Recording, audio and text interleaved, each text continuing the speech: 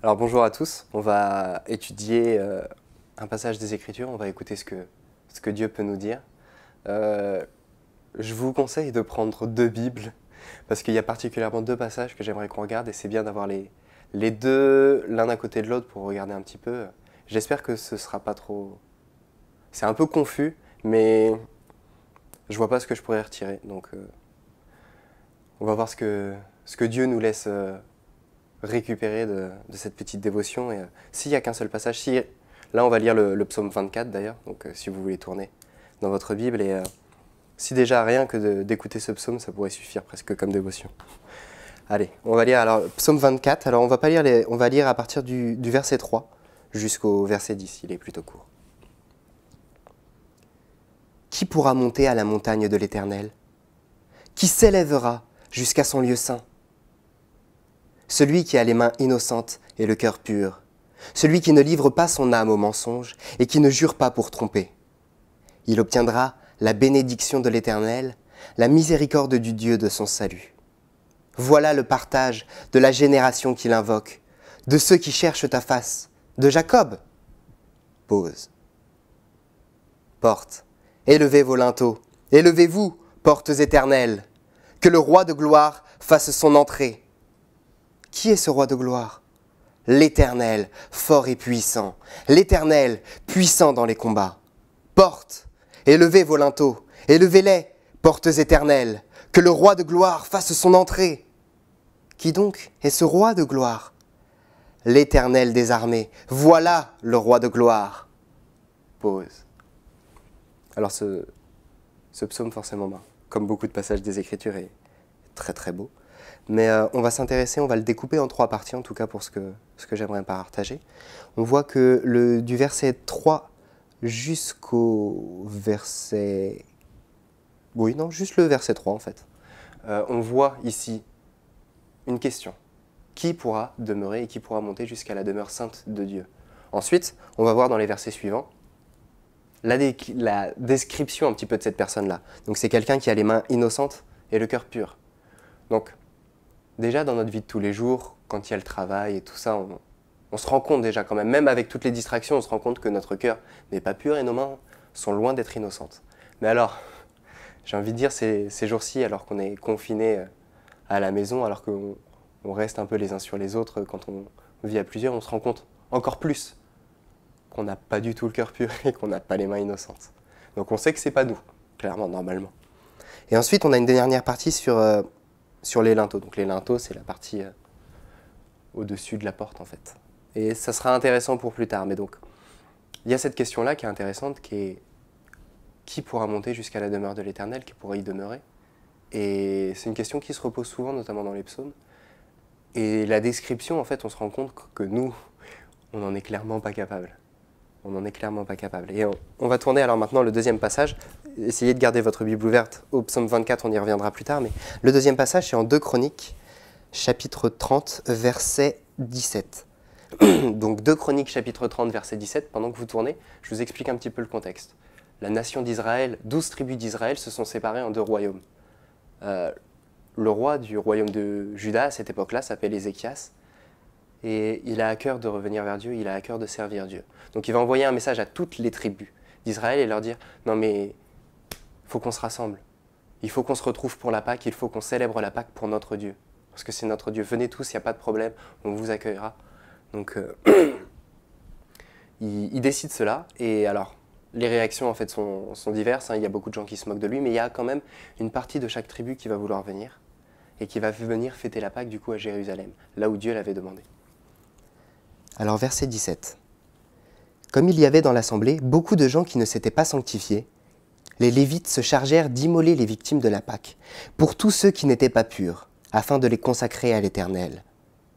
Car une grande partie du peuple, beaucoup de ceux d'Éphraïm, de Manassé, d'Issachar et de Zabulon, ne s'étaient pas purifiés, et ils mangèrent la Pâque sans se conformer à ce qui est écrit. Mais Ézéchias pria pour eux, en disant « Veuille l'Éternel, qui est bon, pardonner à tous ceux qui ont appliqué leur cœur à chercher Dieu, l'Éternel, le Dieu de leur père, quoiqu'ils n'aient pas pratiqué la sainte purification. » L'Éternel exauça Ézéchias, et il pardonna au peuple. Alors ce passage, je trouve que c'est un des plus beaux de la Bible. Ce qui est impressionnant, c'est qu'on voit le pardon de Dieu. Et dans un contexte en fait où on est encore sous la loi de Moïse, donc c'était quand même, on considérait que, et Dieu avait dit, si vous faites cela, je vous donnerai cela. Si vous faites le bien, je vous donnerai le bien, vous serez bénis. Si vous faites le mal, si vous ne respectez pas mes commandements, je m'éloignerai de vous. Ici, on voit sous ce contexte, les gens n'étaient pas purs, ils n'ont pas respecté les lois que Dieu avait données vis-à-vis de la Pâque. Et pourtant, par l'intercession du roi, Dieu les pardonne. Dieu les pardonne. Et ce qui est intéressant, c'est sur quoi est basé aussi ce pardon. J'aimerais juste qu'on réfléchisse 5 secondes sur quoi est basé ce pardon de la part de Dieu. Dans la prière d'Ézéchias, on n'entend pas de justification. C'est drôle, on n'a pas Seigneur, s'il te plaît, pardonne-leur, parce qu'en fait, on a été très occupés, tu sais, il y avait beaucoup de choses dans les champs qui se sont passées, puis venir jusqu'ici, c'était compliqué. En plus, Ézéchias n'essaye pas de justifier pourquoi le peuple n'a pas respecté les règles. On voit qu'il ne promet rien non plus. On n'a pas de « Seigneur, si vraiment tu nous pardonnes pour cette Pâque, on va te construire une statue ». Ce qui serait contre ce que Dieu veut, puisque Dieu ne veut pas d'image. Mais on va donner plus de dîmes, ou on va célébrer plus, ou on reviendra plus vers toi. Non, il n'y a pas de promesse de la part d'Ézéchias. Non, mais ça commence comme ça, c'est « Veuille l'Éternel qui est bon ». Le pardon de Dieu, dans ce passage-là, il est accordé selon le vouloir de Dieu, selon le bon vouloir de Dieu, comme on peut utiliser comme expression en français. Tout dépend du caractère de Dieu, l'Éternel qui est bon. Et c'est assez intéressant parce que on voit donc cette grâce qui est manifestée dans une période où nous, on aurait tendance à considérer que c'est uniquement légaliste. Et ces gens-là vont vivre en fait quelque chose de particulier parce que Dieu va les pardonner au peuple. C'est impressionnant. Et j'aimerais faire un parallèle avec nous, parce que ça c'était sous l'ancienne alliance, Dieu leur pardonna, mais il y a quand même quelque chose, un type, donc un exemple en fait qui montre vers ce qui arrivera plus tard, un type de Jésus-Christ on appelle ça. C'est qu'ici on a un roi, Ézéchias, qui intercède pour le peuple. Et en fait nous aussi on en a un. Alors que nous, des fois on va venir, on essaye de chercher Dieu, et on est impur. Là ils étaient clairement impurs, tout comme nous, on a souvent des mauvaises pensées, souvent on a fait de mauvaises choses, ou alors on vit avec ça, on se prend la tête sur ce qu'on peut penser, sur ce qu'on peut vivre, sur ce qu'on peut faire.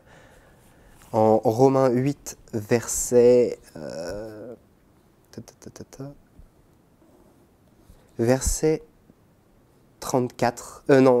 34. Qui les condamnera? Jésus-Christ est mort. Bien plus, il est ressuscité. Il est à la droite de Dieu et il intercède pour nous. Et c'est drôle, nous aussi on a ce roi qui intercède pour nous. Sauf que nous, notre roi, c'est carrément Jésus-Christ. Et il intercède basé sur la volonté du Père, sur ce que Dieu a voulu.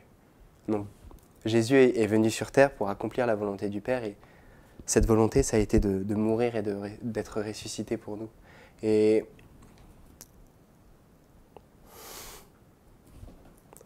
je trouve ça particulièrement magnifique. On va relier un peu les nœuds. Je sais que c'est un peu confus, on se demande pourquoi on parlait du psaume 24.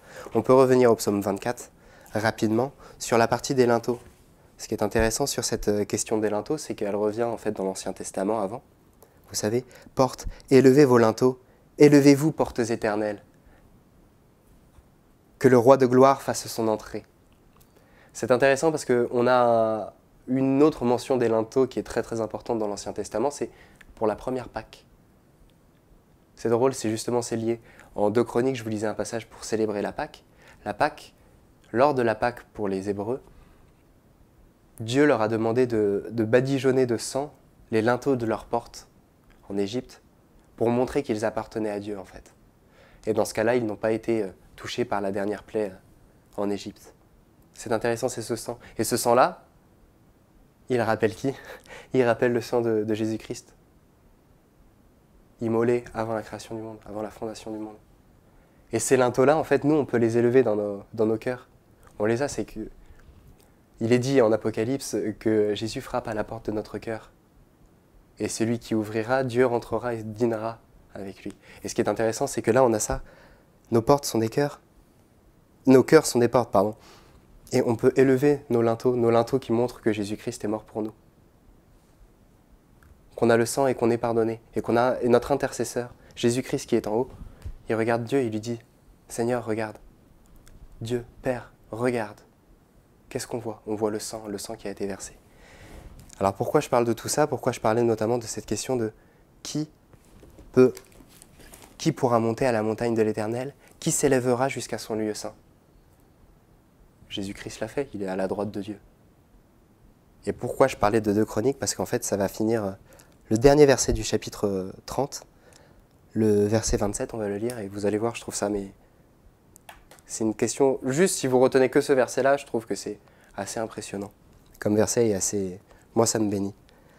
Verset 27. Les sacrificateurs et les Lévites se levèrent et bénirent le peuple. Et leur voix fut entendue, et leur prière parvint jusqu'aux cieux, jusqu'à la sainte demeure de l'Éternel. Quand Dieu pardonne, on peut faire monter nos voix, on peut faire monter nos prières jusqu'à la sainte demeure de l'Éternel. Quand Jésus nous a pardonné, il nous permet d'avoir accès justement à cette sainte demeure de l'Éternel. Dans le psaume 24, on regardait, on lisait les qualificatifs et là on commençait de plus en plus à se dire qu'on ne montera jamais, vous savez, celui qui a les mains innocentes et le cœur pur, donc c'est bon, on est déjà rayés tous, qui ne livre pas son âme au mensonge, on a tous déjà menti, hein, soyons honnêtes. Donc là, on est fini, et qui ne jure pas pour tromper. On l'a tous déjà fait, et pire, c'est que ça nous arrive encore de le faire. On est encore impur des fois dans notre nature pécheresse, ça c'est sûr. Elle ne va pas devenir parfaite.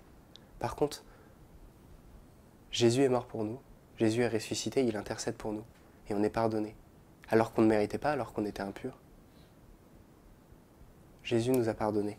Et quand le pardon de Dieu arrive, qu'est-ce qui se passe? On peut parvenir jusqu'à sa demeure sainte, par nos voix, par nos prières. On peut parler, vous imaginez, nous on parle à Dieu, et il nous entend tout là-haut. Dans son palais, jusqu'au trône, on peut monter. Comme Oleg le disait précédemment, notre accès au trône n'a pas changé. Pourquoi? Parce qu'on a toujours ce roi, on a toujours ce sacrifice. Et cette personne-là qui est décrite, elle a l'air juste, parfaitement juste. Ben, ça devient nous parce que Jésus a payé pour nous pour qu'on devienne cette personne-là.